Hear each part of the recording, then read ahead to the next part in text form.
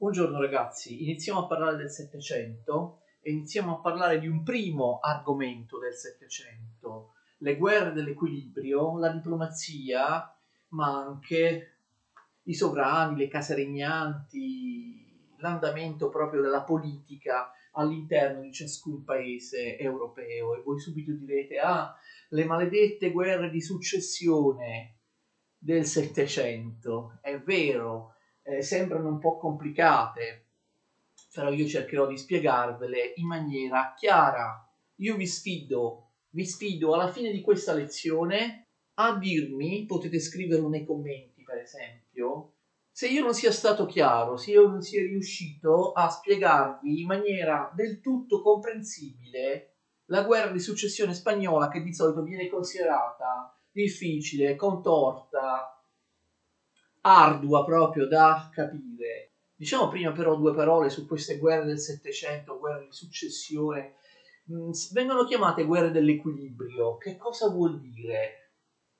Nel Settecento vi sono una serie di guerre che servono a mantenere l'equilibrio. Cioè, che cosa succede? Nell'instabile consesso delle potenze europee succede che regolarmente qualcuno cerca di rompere l'equilibrio, di diventare troppo forte in Europa continentale, di sottomettere gli altri stati, di diventare il padrone dell'Europa o almeno di una parte dell'Europa, comunque di assumere una posizione dominante rispetto agli altri. E allora succede che avviene una guerra in cui più o meno tutte le altre potenze europee si schierano contro chi cerca di rompere l'equilibrio, contro chi cerca di portare avanti un'egemonia pericolosa, d'accordo? Lo schema, diciamo, delle guerre è questo, cioè sono guerre per mantenere l'equilibrio, anche perché, attenzione, vi sono due potenze egemoni nel Settecento, soprattutto una, l'Inghilterra, ma anche un'altra, l'Olanda, Province Unite, che noi chiamiamo Olanda, che hanno interessi principalmente extraeuropei, nelle colonie, nel commercio internazionale, marittimo, oceanico. Inghilterra e Olanda non hanno interesse, capiti, a conquistare pezzi dell'Europa continentale, perché i loro interessi sono altri, sono in Asia, sono in America e così via, nella tratta degli schiavi purtroppo. Quindi Inghilterra e Olanda che fanno? Partecipano a queste guerre oppure manovrano diplomaticamente semplicemente per evitare che qualcuno in Europa diventi troppo forte, qualcuno rompa l'equilibrio, qualcuno conquisti una posizione di egemonia, perché questo sarebbe pericoloso per delle potenze marittime come l'Olanda e come l'Inghilterra, d'accordo? Quindi l'Inghilterra è la grande manovratrice del Settecento, è la più grande potenza, no? È la prima potenza europea e quindi interviene sempre, come dire, a favore del più debole, a favore di chi viene minacciato da qualcun altro che potrebbe diventare troppo forte. Quindi queste guerre servono a mantenere l'equilibrio e lungo tutto il Settecento nessuno riuscirà a rompere l'equilibrio, sia pure in maniera dinamica, sanguinosa, con una serie di guerre, si riuscirà a mantenere un sistema, diciamo, in cui le forze e le alleanze più o meno in Europa resteranno equivalenti. E poi ovviamente l'equilibrio sarà rotto dalla Francia con la rivoluzione francese, con Napoleone, ma già con l'espansionismo francese durante la rivoluzione, come vedremo. Altra caratteristica delle guerre dell'equilibrio è che sono guerre costantemente accompagnate dalla diplomazia, d'accordo? La diplomazia è sempre al lavoro, prima, durante e dopo ogni singola guerra. La guerra si combatte contemporaneamente alle operazioni militari, vi sono sempre trattative in corso. E a volte succede che alcune guerre finiscono non perché qualcuno militarmente abbia prevalso, abbia vinto, abbia vinto delle battaglie, ma semplicemente perché nel frattempo, durante la guerra, le varie potenze si sono messe d'accordo e hanno trovato un compromesso, d'accordo? Quindi sono guerre sempre accompagnate da trattative, dalla diplomazia. C'è una lunga storia anche di la diplomazia è segreta, ma c'è anche una lunga storia di spionaggio, di spie nel Settecento che accompagna questa dinamica, diciamo così, dell'equilibrio. Altra caratteristica delle guerre dell'equilibrio è che sono guerre molto meno distruttive rispetto alle precedenti. Ricordate, per esempio, la guerra dei 30 anni nel 600. Invece nel Settecento ci sono personaggi come Voltaire che potranno scrivere: una città viene assediata e i suoi cittadini quasi non se ne accorgono. Sono guerre che coinvolgono molto meno le popolazioni civili rispetto a quelle passate. Quando un esercito si muoveva, distruggeva tutto perché il suo approvvigionamento derivava appunto dalla rapina delle risorse ai danni della popolazione civile. Adesso questo non succede, anche perché la peste è scomparsa dall'Europa, e lo vedremo poi in una successiva lezione perché queste guerre non sono accompagnate da epidemie, riguardano solo gli eserciti, coinvolgono poco le popolazioni civili.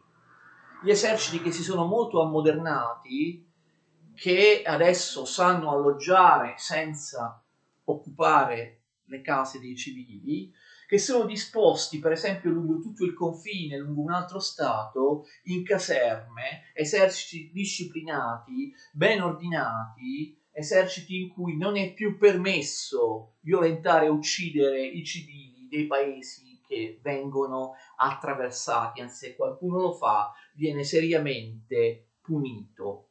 Comunque cercheremo di capire, di scandagliare, di analizzare, di riflettere sulla logica delle guerre dell'equilibrio quando parliamo nello specifico di ciascuna guerra. Quindi non consumiamo altre parole in introduzioni, andiamo con la guerra di successione spagnola. Io ho fatto un po', ecco, un albero genealogico, ecco, certo voi dite, questi sovrani, tutti imparentati tra loro, non si capisce niente, è vero, si sposano sempre tra loro per motivi politici, sono matrimoni combinati, e poi soprattutto nel Settecento questo avviene ancora di più.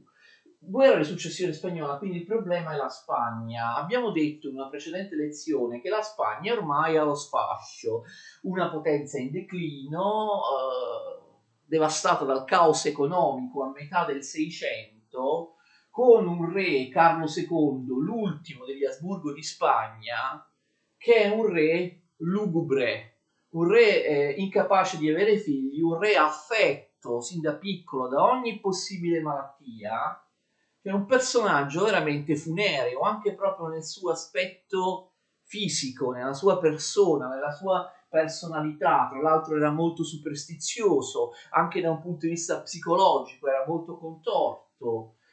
Carlo II si avviava verso la morte sapendo di non avere successori, sapendo che gli Asburgo di Spagna si sarebbero con lui estinti. Lui stesso era un simbolo di morte, era un emblema, anche proprio fisicamente, era un emblema del degrado della Spagna, della situazione veramente desolante in cui era precipitata quella che una volta era una grande potenza.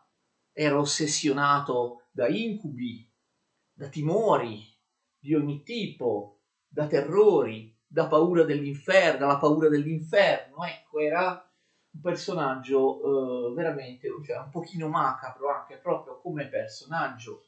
Gli storici hanno sostenuto che la degenerazione fisica e mentale degli Asburgo di Spagna sia stata causata dall'eccesso di matrimonio tra consanguinei. Tutti i paesi europei da tempo erano convinti che la Spagna non fosse in grado di mantenere i propri possedimenti. Prima o poi dovevano passare di mano. La Spagna non era in grado di resistere alle nuove potenze organizzate, nuovi stati forti in Europa. La Spagna, vi ricordo, aveva i Paesi Bassi spagnoli, l'attuale Belgio, il Ducato di Milano, il Regno di Napoli, il Regno di Sicilia, anche la Sardegna, e poi aveva naturalmente moltissime colonie in America, Centro e Sud America. In maniera un po' vigliacca, diciamo, le altre potenze, vi ho detto che questo insomma è anche lo spirito delle guerre dell'equilibrio, le altre potenze, ben prima che Carlo II muoia, portano avanti delle trattative per decidere come spartirsi i possedimenti spagnoli. Cioè Carlo II è ancora in vita, tutte le altre potenze europee fanno dei congressi, degli incontri per decidere. Intanto la Spagna dopo di lui non potrà assolutamente mantenere i suoi possedimenti, allora le potenze europee dicono: ah, io mi prendo il Regno di Napoli, io mi prendo il Belgio, io mi prendo il Messico e lascio a te il Perù, io mi prendo Milano e così via. Questa, diciamo, era la situazione piuttosto ridicola e piuttosto tragica della Spagna, d'accordo? Un accordo di spartizione tra le altre potenze, infatti, era comunque era stato raggiunto. Però che cosa succede? Nel momento in cui Carlo II muore nell'anno 1700, ho messo una croce, non so se si vede la croce, Carlo II muore nell'anno 1700, il suo testamento consegna l'eredità spagnola, la corona spagnola e tutti i possedimenti spagnoli al nipote di Luigi XIV di Francia, d'accordo? Che cosa era successo? Luigi XIV di Francia rivendicava la corona spagnola e tutti i suoi possedimenti, d'accordo? Abbiamo già visto in una guerra precedente, la guerra di devoluzione, che aveva utilizzato la stessa scusa che dirò ora per pretendere di essere il nuovo re di Spagna. Luigi XIV aveva sposato una sorellastra di Carlo II, Maria Teresa d'Asburgo d'Austria. Ho messo un cuore, si vede il cuore? Luigi XIV di Francia, anziano, sovrano, simbolo dell'assolutismo, ha sposato Maria Teresa d'Asburgo d'Austria, sorellastra di Carlo II. Maria Teresa era figlia del primo matrimonio del loro padre, il defunto re Filippo IV, mentre Carlo II era figlio del secondo matrimonio, appunto, di Filippo IV. Maria Teresa era l'erede più diretta di Carlo II. Ricordate che in Spagna non c'era la legge salica, in Spagna le donne potevano ereditare il regno. Maria Teresa però, l'abbiamo detto già in passato, ma non importa, lo ricordo, lo ripeto, Maria Teresa aveva firmato una rinuncia alla corona, all'eredità e ai possedimenti della Spagna, sposandosi con Luigi XIV.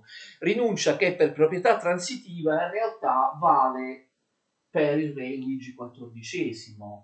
Luigi XIV però sosteneva che questa rinuncia all'eredità spagnola di sua moglie, che ripeto era l'unica erede diretta di Carlo II quando lui muore nel 1700, era invalida perché la rinuncia di Maria Teresa e di conseguenza di Luigi XVI all'eredità spagnola era vincolata al pagamento di una forte somma dalla Spagna alla Francia. Cioè la Spagna disse: tu Maria Teresa e quindi tu Luigi XIV rinunciate all'eredità spagnola, però in cambio io Spagna ti do a te Francia, Luigi XIV, una forte somma in denaro, un indennizzo. Questa somma in denaro non fu mai pagata, d'accordo? Quindi Luigi XIV ha buon gioco a dire che la rinuncia alla successione di sua moglie, che valeva anche per lui, era invalida e che lui era, o meglio sua moglie, era il legittimo erede di re di Spagna. L'erede non era propriamente lui, ma lui sosteneva ovviamente attraverso Maria Teresa, che peraltro, attenzione, Maria Teresa è già morta nel 1700 quando muore Carlo II, quindi Luigi XIV dice: da Maria Teresa, mia moglie, i diritti di successione in Spagna sono arrivati a mio figlio Luigi, il Delfino, cioè l'erede al trono di Francia. Luigi XIV però non voleva la Spagna per Luigi e neanche per il figlio di lui, che si chiamava anche lui Luigi, perché ovviamente Luigi il figlio, Luigi il nipote, figlio primogenito e nipote primogenito erano destinati a ereditare il regno di Francia, però vi era un nipote cadetto, capite? Quindi il nipote secondogenito di Luigi XIV, che si chiamava Filippo. Ecco, per lui, non per il figlio e per il primo nipote, ma per il secondo nipote, Luigi XIV rivendicava l'eredità spagnola. Dice: mio nipote Filippo, che è giovane, è il legittimo re di Spagna. D'accordo? L'eredità spagnola, lo so che può sembrare un po' complicato, guardate questo albero genealogico che ho fatto, veniva rivendicata anche da Leopoldo I d'Austria. Noi con Austria intendiamo, come ho detto un'altra volta, convenzionalmente l'insieme dei possessi diretti dell'Asburgo d'Austria e anche il titolo di imperatore di Germania a cui l'Asburgo d'Austria era sempre eretto. Leopoldo I, lo so che sembra una cosa da ridere, aveva sposato un'altra sorella di Carlo II, un'altra sorellastra, cioè non Maria Teresa ma Margherita Teresa d'Asburgo d'Austria, spero che si legga. Anche in questo caso vi era stata una rinuncia alla successione spagnola dal punto di vista di Margherita Teresa, però Leopoldo I ovviamente non se ne cura, sono tutti espedienti, capite? Sono tutte scuse. E quindi Leopoldo I dice l'eredità spagnola è mia, anche in questo caso non proprio mia, ma dei figli di Margherita Teresa. E l'eredità spagnola non deve andare al mio primogenito Giuseppe, che erediterà il titolo di imperatore di Germania e i possessi personali diretti dinastici degli Asburgo d'Austria. Deve andare a mio figlio cadetto Carlo, capite? Quindi questi sono i due principali pretendenti alla successione spagnola.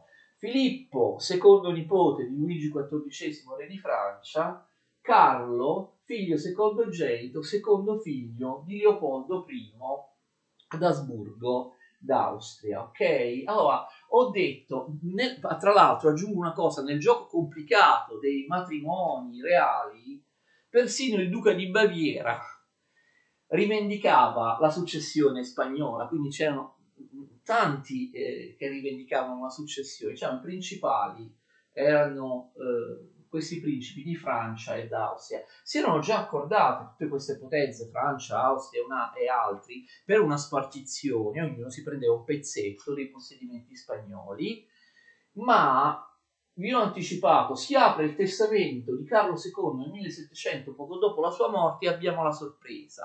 Carlo II nomina erede universale della Spagna e dei suoi possedimenti Filippo, il secondo nipote di Luigi XIV. Luigi XIV a questo punto può fare due cose: o rifiuta il testamento e accetta la spartizione e quindi accetta di prendersi solo un pezzettino di tutto, oppure straccia l'accordo di spartizione con gli altri paesi europei e dice c'è il testamento, io pretendo tutto, d'accordo, tutta l'eredità spagnola. Secondo voi Luigi XIV che cosa fa? Abbiamo già visto in 4 guerre precedenti seicentesche il desiderio di egemonia e di espansione da parte di Luigi XIV. Luigi XIV pretende tutto, tutta l'eredità spagnola, il testamento di Carlo II dice deve essere rispettato e intraprende la guerra, fa iniziare la guerra di successione spagnola nel 1702 ufficialmente inizia questa guerra destinata a terminare nel 1714 invadendo il Belgio, cioè i Paesi Bassi spagnoli. Gli europei, le potenze europee che hanno già scontato, l'abbiamo visto in altre lezioni, il pericolo appunto dell'espansionismo aggressivo di Luigi XIV, si coalizzano tra di loro, tutte tra di loro. Diciamo che Luigi XIV ha tutta l'Europa contro. Ovviamente l'Austria, che dice è Carlo, non Filippo, che deve avere la successione spagnola, ma a fianco dell'Austria si schierano l'Inghilterra e l'Olanda. Io ho già spiegato, per il principio dell'equilibrio, Inghilterra e Olanda dicono, come altre potenze europee, è meglio sostenere l'Austria, il candidato austriaco, che non il candidato francese. Perché capite, se il candidato francese diventasse re di Spagna, si formerebbe un'unione, un megastato Francia-Spagna che sarebbe troppo forte, che sarebbe troppo pericoloso. Se invece il candidato austriaco diventa re di Spagna, in quel caso abbiamo una potenza meno pericolosa, d'accordo? Quindi si schierano, diciamo, per il più debole, che adesso sembra l'austriaco, non per il più forte, che all'inizio della guerra sembra il francese, proprio perché non vogliono che qualcuno rompa l'equilibrio, e chi rompe l'equilibrio, chi potrebbe diventare troppo forte, dal loro punto di vista è Spagna-Olanda, è Luigi XIV di Francia e non e non gli austriaci, ma si schierano in realtà con l'Austria, anche il Portogallo, strettamente legato da tanto tempo da un'alleanza all'Inghilterra, ma anche la Prussia dove Federico di Brandeburgo aveva ottenuto dall'imperatore austriaco Leopoldo I, proprio l'anno prima che scoppiasse la guerra, il titolo di re di Prussia. Ricordate che aveva preso la Prussia orientale, l'abbiamo detto, Brandeburgo, capitale Berlino. La Prussia orientale nel 1701 fu elevata a regno e il duca di Brandeburgo diventò re di Prussia, da duca a re. Gli fece questo favore nel 1701 Leopoldo I d'Austria, l'imperatore che poteva farlo, era l'imperatore di Germania, e quindi, diciamo, per riconoscenza anche il Brandeburgo, molto potente, ricordate abbiamo parlato del militarismo prussiano, si schiera con l'Austria. Anche la Savoia, il Piemonte, il Ducato di Savoia si schiera con l'Austria. Quindi abbiamo una coalizione antifrancese enorme, che un po' richiama, ricordate, la coalizione antifrancese della guerra della Lega d'Augusta, che si era conclusa proprio qualche anno prima. Quindi abbiamo un riflesso condizionato delle potenze europee. Fino a qualche anno fa, Luigi XIV ha tentato di invadere l'Europa, di combattere su 5 fronti diversi. Adesso si ripete la cosa, e quindi soltanto la Baviera si schiera con la Francia. Come va la guerra? Diciamo subito che da un punto di vista militare la Francia si comporta molto male. I successi arrivano all'Austria. L'Austria ottiene molte vittorie, mentre la Francia no. L'Austria riesce facilmente a occupare, aiutato ovviamente dalla flotta inglese, sia il Regno di Napoli e la Sicilia e anche la Sardegna, sia anche, attenzione, il Belgio, cioè i Paesi Bassi, quelli che all'epoca si chiamavano Paesi Bassi spagnoli, mentre invece la Francia non riesce ad occupare alcuno dei possedimenti spagnoli, anche perché molti questo non lo ricordano. Nel 1706 il potentissimo esercito di Luigi XIV fu fermato all'assedio di Torino, d'accordo? Il piccolo stato piemontese, il Ducato di Savoia, riuscì a bloccare, a sconfiggere il potentissimo e numerosissimo esercito Luigi XIV dopo 11 mesi di assedio di Torino. La potentissima Francia sconfitta dal duca di Savoia. Ovviamente, perché doveva passare da Torino? È ovvio, l'esercito francese doveva passare da Torino per arrivare a Milano, alla Lombardia austriaca. Non ci riuscì perché il ducato di Savoia lo sconfisse, assedio di Torino, e quindi noi appunto abbiamo questo grande episodio che ebbe davvero molta risonanza in tutta Europa, e il Piemonte Sabaudo dimostra di essere un'ottima potenza militare, affermato Luigi XIV. Quindi la Francia non riesce ad arrivare a Milano, Lombardia austriaca, l'Austria occupa appunto Milano. Nel frattempo ha successo anche l'Inghilterra, che occupa Gibilterra. Attenzione, voi sapete che la Gran Bretagna possiede ancora Gibilterra. Occupa Gibilterra, la porta del Mediterraneo, un punto assolutamente strategico per il commercio navale, per la navigazione in generale. Strappa alla Spagna la rocca di Gibilterra. Le cose vanno male anche in Germania, sul fronte renano. La Francia viene sconfitta sulla linea del fronte del Reno, e la stessa Baviera, la sua alleata, viene occupata. Avendo occupato i Paesi Bassi spagnoli, attenzione, gli austriaci e i tedeschi minacciano direttamente la Francia dal Belgio, cioè dai Paesi Bassi spagnoli, e arrivano attacchi pericolosissimi in Francia, appunto dal Belgio. La situazione della Francia è molto negativa nei primi anni di guerra. L'unico successo, diciamo, che la Francia ottiene è il fatto che Filippo, il candidato all'unità spagnola, riesce effettivamente a insediarsi a Madrid come nuovo re. Come il testamento diceva, d'altra parte gli aristocratici spagnoli sono fedeli al testamento del loro re defunto e quindi lo accolgono. Quindi Filippo si insedia, attenzione lo scrivo qui, col nome di Filippo V, Filippo di Borbone di Francia, si insedia a Madrid come Filippo V, nuovo re di Spagna. Non solo, ma viene ben voluto, riesce a farsi accettare dagli spagnoli. Molto furbo, Filippo V di Borbone.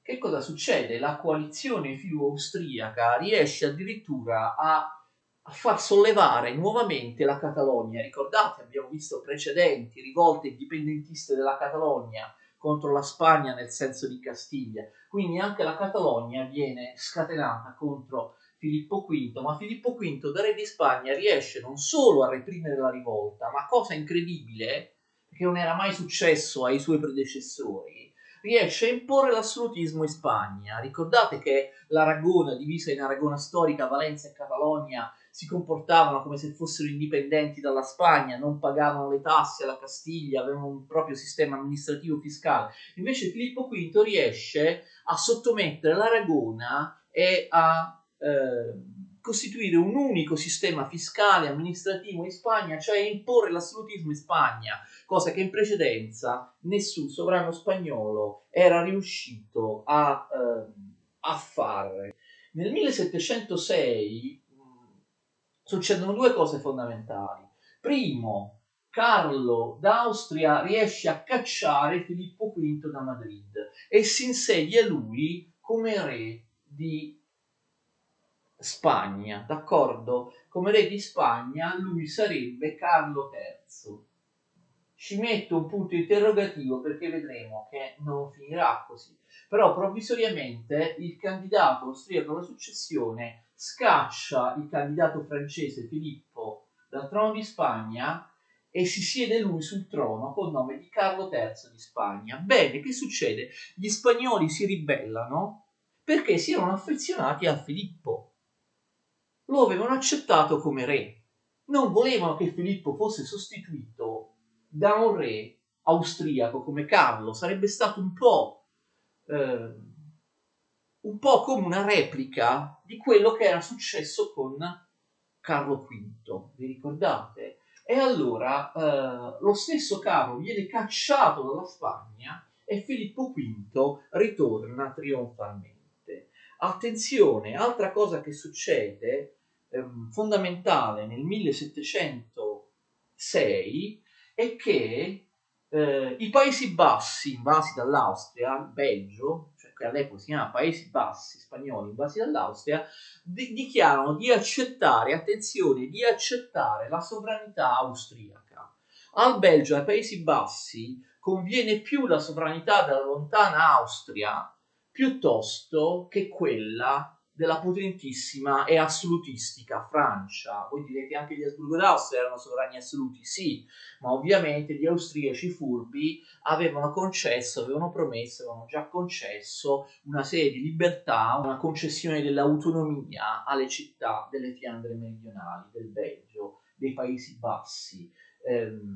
Paesi Bassi spagnoli. Quindi il Belgio accetta l'autorità dell'Austria. Attenzione, questo all'Olanda va bene, questo all'Inghilterra va bene. L'Olanda preferisce avere ai suoi confini, preferisce avere come vicino l'Asburgo d'Austria piuttosto che la temibilissima Francia. Anche per l'Inghilterra è meglio così. Quindi capite, nella logica dell'equilibrio, Olanda e Inghilterra stanno iniziando a cambiare cavallo. Voi direte, ma Olanda e Inghilterra combattevano a favore del pretendente austriaco. È vero, sì, è vero, combattevano a favore dell'Austria. Però che cosa succede? Succede che iniziano a pensare che possono accettare una spartizione realizzata in fondo come la guerra stava dimostrando, cioè Olanda e Inghilterra erano partiti dicendo no al pretendente francese in Spagna, sarebbe stato troppo pericoloso, sì a Carlo l'austriaco, l'Asburgo d'Austria. Però iniziano a pensare che in fondo si può lasciare, capite, il trono di Spagna al candidato francese e a dare possedimenti ex spagnoli all'Austria. Capite? Olanda e Inghilterra capite, cambiano idea durante la guerra. Olanda e Inghilterra è entrata in guerra soltanto per evitare che qualcuno diventasse troppo potente. All'inizio sembrava che questo qualcuno fosse la Francia, poi però ben presto durante la guerra iniziò a sembrare Olanda e Inghilterra che questo qualcuno che poteva diventare troppo potente fosse in realtà l'Austria, capite? L'Austria aveva conquistato militarmente Napoli, Milano, il Belgio, dare all'Austria anche il titolo di re di Spagna sarebbe stato troppo, quindi accettiamo questo compromesso, d'accordo? Nel corso della guerra e anche durante le trattative di pace succedono delle cose. Leopoldo I muore, era già morto all'inizio della guerra nel 1705, ci metto una croce, non so se va bene, però il problema è, attenzione, che era diventato ovviamente l'Asburgo d'Austria, l'imperatore di Germania, suo figlio Giuseppe, col nome di Giuseppe I. Attenzione, inaspettatamente anche Giuseppe I d'Asburgo muore nel 1711, d'accordo? Nel 1711 Giuseppe I muore. Lo so che può sembrare complicato, seguitemi, a questo punto della guerra che cosa succede? Che Carlo, no, che avrebbe dovuto essere soltanto Carlo III re di Spagna, diventa automaticamente anche Carlo, con numerale sesto, Carlo VI, imperatore di Germania e possessore di tutti i possedimenti diretti degli Asburgo d'Austria. Capite? Cioè l'Austria, che all'inizio veniva vista come la più debole, adesso viene vista come la più potente, come quella che rompe l'equilibrio. Non è più la Francia che rischia di diventare troppo potente e rompere l'equilibrio, ma l'Austria. Perché a differenza di quello che sembrava all'inizio della guerra, cercate di capire, io vorrei cercare di spiegarmi, di spiegarmi bene, di farvi capire la logica che c'è sotto. Il pretendente al regno di Spagna, Carlo l'austriaco, diventa anche per successione, perché gli muoiono il padre e il fratello maggiore, diventa anche l'imperatore di Germania, l'Asburgo d'Austria, d'accordo? E quindi avrebbe unito in un superstato Austria, Germania e Spagna e quindi avrebbe rotto l'equilibrio, d'accordo? E quindi a questo punto Inghilterra e Olanda cambiano cavallo. Cioè, prima abbiamo sostenuto il pretendente austriaco, ma adesso sarebbe troppo potente perché ha ereditato anche i possedimenti degli Asburgo, il titolo di imperatore germanico, non solo la Spagna, d'accordo? E quindi lasciamo l'imperatore di Germania, però diamo la Spagna al francese, al candidato francese. Cambiano candidato all'eredità spagnola, Olanda e Inghilterra, perché loro sono in guerra solo per mantenere l'equilibrio nell'Europa continentale. Spero che si sia capito il ragionamento. Forse si capisce meglio dicendo che durante le trattative di pace, che erano già iniziate anni prima di firmare la pace, muoiono, attenzione, sia Luigi, il figlio di Luigi XIV, sia anche l'altro Luigi, giovane, il nipote primo di Luigi XIV. Quindi a Filippo di Borbone capita la stessa cosa che era capitata prima a Carlo d'Asburgo d'Austria, cioè oltre a diventare re di Spagna, lui diventerebbe anche re di Francia. C'è però una scelta molto furba che Filippo di Borbone fece. Lui rinunciò all'eredità francese. Lui disse: io non voglio costituire, capite, un superstato Francia e Spagna. Io mi prendo soltanto la Spagna, sto già sul trono di Madrid, sono stato accolto bene dagli spagnoli, io rinuncio all'eredità francese e infatti sul trono di Francia andrà qualcun altro che vedremo in un altro momento. d'accordo? Mentre invece, attenzione, l'arrogante Carlo, che è diventato Carlo VI d'Asburgo d'Austria, non rinuncia, vuole tutto, dice io resto l'Asburgo d'Austria, l'imperatore di Germania e contemporaneamente re di Spagna, come aveva fatto Carlo V, no? Tanto tempo fa, capite? Quindi per questo, capite, Olanda e Inghilterra cambiano nel corso della guerra candidato all'eredità spagnola,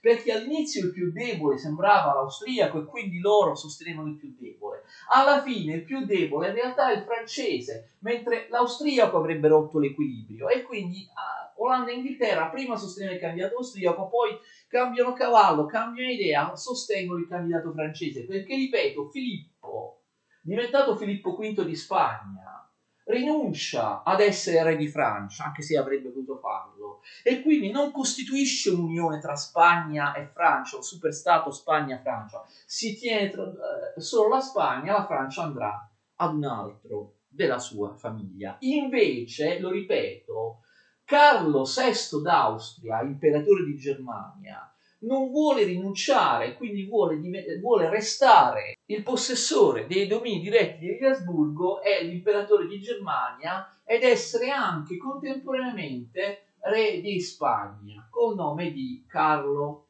III, d'accordo? E quindi viene accettata la successione di Filippo. La guerra finisce, ci sono due paci.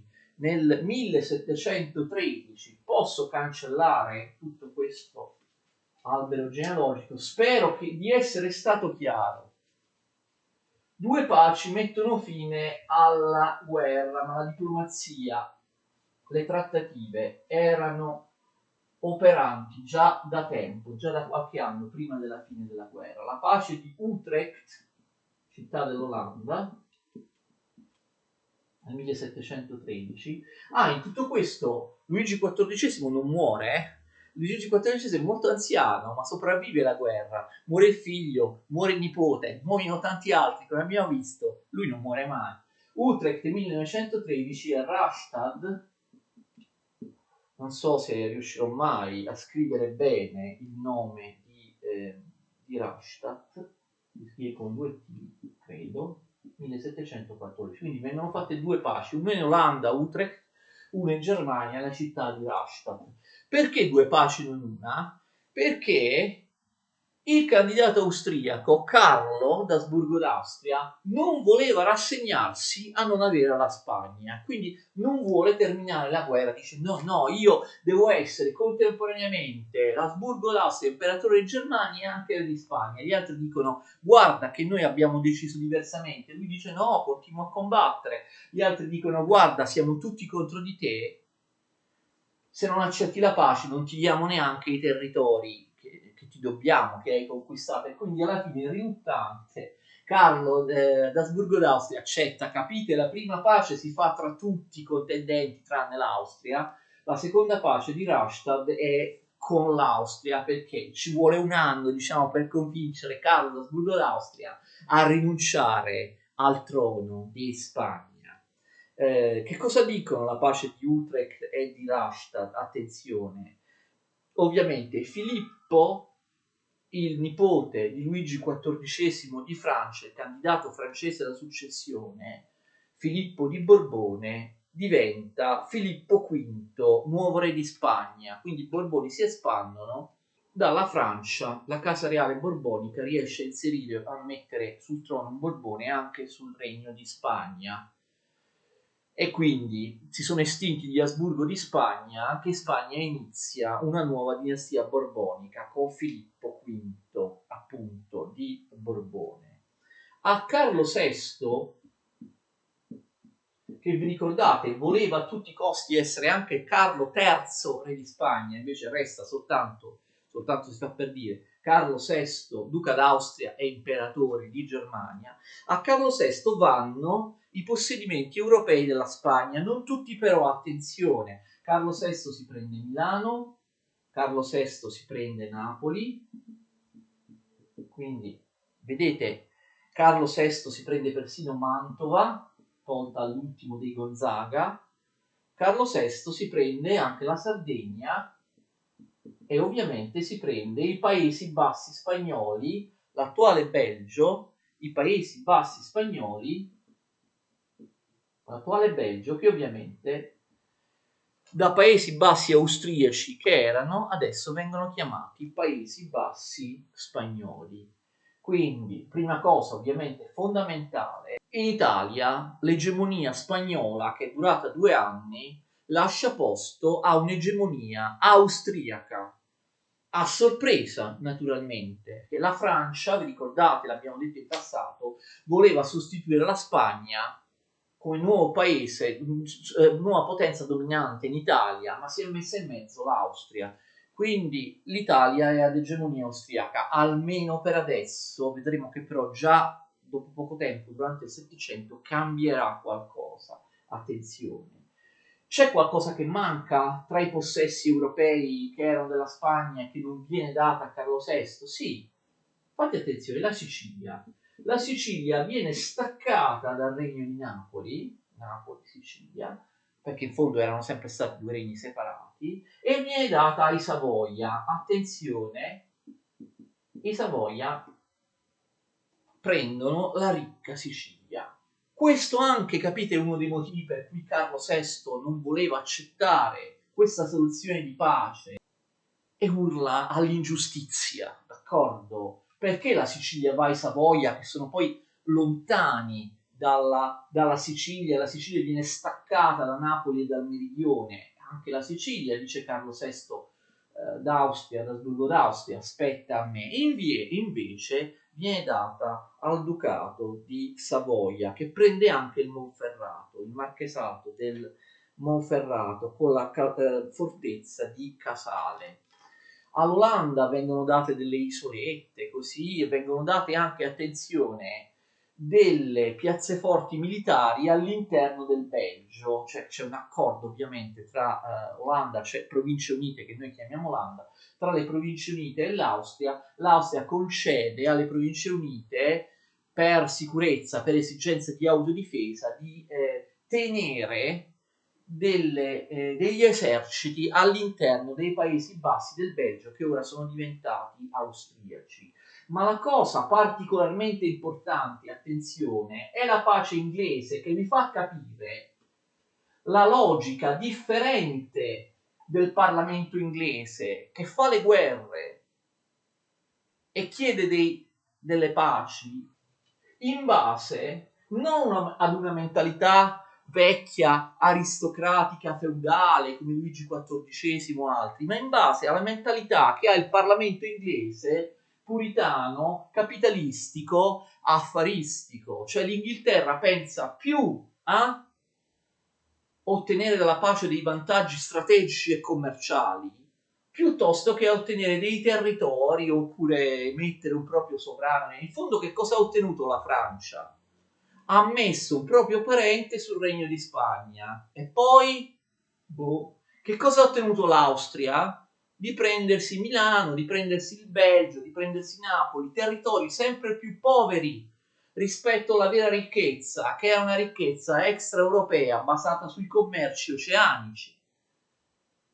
Quindi Austria o Francia, capite, ragionano anche nelle guerre in maniera tradizionale, come ragiona il sovrano assoluto, sulla base dei principi dell'onore, d'accordo, della dinastia, pensano, e sono anacronistici in questo, capite? Pensano a fare la guerra, questa o altre guerre, ma parliamo di questa, la guerra di successione spagnola, per prendersi un pezzettino di Europa qui, un pezzettino di Europa là, o mettere un proprio parente sul trono di un altro regno. Cose che sono inutili in relazione alla potenza del proprio paese. Invece l'Inghilterra si muove con una logica mercantile, affaristica, capitalistica, la logica del profitto, perché in Inghilterra chi decide le guerre e le paci non sono i sovrani assoluti a loro mentalità feudale e aristocratica, ma il Parlamento puritano, capitalistico, borghese, affaristico. E infatti la pace inglese è molto più furba rispetto alle paci degli altri ed è molto più orientata ovviamente al profitto. L'Inghilterra si tiene Gibilterra, che aveva, ricordate, conquistato durante la guerra. È un territorio piccolo rispetto al Belgio, rispetto al Regno di Napoli, eccetera, ma è un territorio molto più importante strategicamente e commercialmente, perché l'Inghilterra si assicura il controllo del Mediterraneo, del commercio del Mediterraneo. Poi l'Inghilterra si prende Terranova e Nuova Scozia. Attenzione, Terranova e Nuova Scozia sono due territori, per quanto piccoli, del Canada francese. Quindi vedete, l'Inghilterra non pensa a prendersi pezzettini d'Europa, ma colonie oltremari che per l'Inghilterra sono molto ma molto più fruttuose. L'Inghilterra sta rubando il Canada alla Francia. Per ora soltanto un pezzettino del Canada, ma poi vedremo. Poi l'Inghilterra ottiene proprio all'interno del trattato di pace dei contratti commerciali, degli accordi commerciali, il famoso asiento con la Spagna. Asiento in spagnolo significa contratto. L'asiento con la Spagna stabilisce che da quel momento in poi le colonie spagnole in America, che la Spagna aveva mantenuto, no? Aveva mantenuto le colonie spagnole in America, ma la Spagna in crisi non era minimamente in grado di rifornirle di merci. Ci dovevano pensare ai mercanti stranieri, questo già da prima. Allora l'asiento stabilisce che la Spagna comprerà tutte le merci di cui ha bisogno, non proprio tutte le merci, tutti gli schiavi neri di cui ha bisogno soltanto dall'Inghilterra, che quindi diventa la potenza maggiore nel commercio degli schiavi. L'Inghilterra aumenterà sempre il proprio volume del commercio degli schiavi fino alla fine del Settecento, sarà la principale potenza nigriera della tratta degli schiavi dal Golfo di Guinea fino all'America. Capite? Mentre prima la Spagna acquistava schiavi deportati dall'Africa, anche dai francesi, anche dai portoghesi, anche dagli olandesi, l'Asiento stabilisce che da ora in poi le colonie spagnole in America acquisteranno schiavi soltanto dall'Inghilterra. Quindi capite, un trattato vantaggioso commercialmente, l'Inghilterra lo fa mettere nei trattati di pace, perché all'Inghilterra non interessa conquistare un pezzettino di Germania, un pezzettino di Belgio, avere una corona per un parente in qualche paese, interessa guadagnare.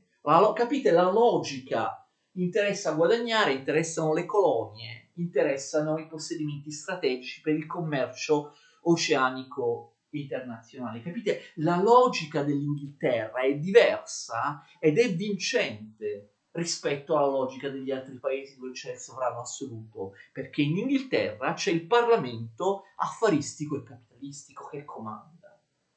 Poi ho detto anche le merci, sì, le colonie spagnole hanno bisogno anche di tutte le merci, quindi sempre nel trattato di pace l'Inghilterra inserisce il diritto di andare in Spagna ogni anno con una nave da 500 tonnellate con qualunque tipo di merci che saranno acquistate dai coloni spagnoli in Centro e in Sud America. Non solo, ma un analogo accordo commerciale Lord Methuen, l'amico dei portoghesi, lo ottiene col Portogallo. Il Portogallo si rifornirà di merci in regime di monopolio soltanto dall'Inghilterra in cambio di vino portoghese che gli inglesi hanno sempre amato nei secoli. Quindi vedete, la pace dell'Inghilterra è diversa e vi fa capire come mai l'Inghilterra otterrà sempre i vantaggi maggiori da queste guerre del Settecento, che, come ha detto uno storico, servono agli altri paesi, ai sovrani assoluti dell'Europa continentale, per occupare una zolla di terra, una zolla qua, una zolla di terra là in Europa, mentre nel frattempo l'Inghilterra conquista il resto del mondo. Così finisce la guerra di successione spagnola. Lo so che è una cosa un po' complicata, però io mi sono sforzato. Ditemi se ci sono riuscito o no, potete scriverlo nei commenti. Mi sono sforzato di spiegarvela nella maniera più chiara e comprensibile che fosse possibile, facendovi capire anche la logica che c'è alla base e il motivo per cui avvengono certe dinamiche e cercando di sottolineare alcuni concetti particolarmente importanti. Continuiamo con la prossima guerra dell'equilibrio, queste cosiddette guerre dell'equilibrio del Settecento, la prossima lezione. Arrivederci.